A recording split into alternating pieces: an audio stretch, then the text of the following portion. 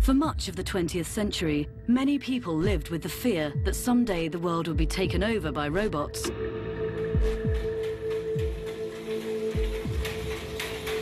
Thankfully, that day is probably a long way off. But in the meantime, there are ways we can learn from the similarities and differences between humans and machines.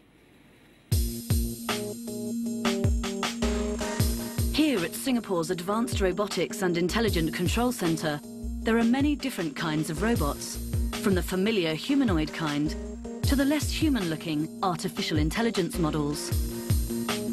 Cameras, microswitches and gyroscopes replace their human equivalents, but the basic principles are the same. And by observing what a robot lacks, we understand what makes us unique. What we are missing is the artificial intelligence software to make the robot smart enough to serve people. We are very far away from this, but we are trying to understand how does the brain work, and hopefully we can discover some fundamental principle. Two things which currently set robots and humans apart are reason and perception. It's a miracle, I would say. The human brain can perceive the environment and make a decision in such short period. This is something we are working on. That is the perception. One similarity between humans and robots is learning. Currently, robots are taught by the reinforcement method. It's similar to the way children learn. If the robot performs very well, we give some reward. If the robot is doing something wrong, we give some punishment. This is something we learn from human.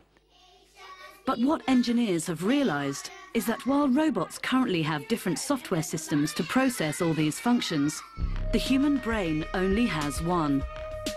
It could be the key to building truly intelligent machines, but it could also help neuroscientists understand more about the human brain. We have the program to understand the audio signals. We have the program to understand the text. But for human brain, just the same part of cortex can do many, many different things.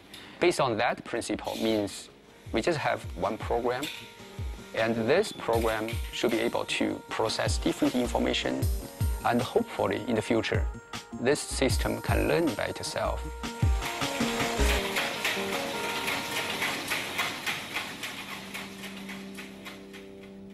So where will the journey end?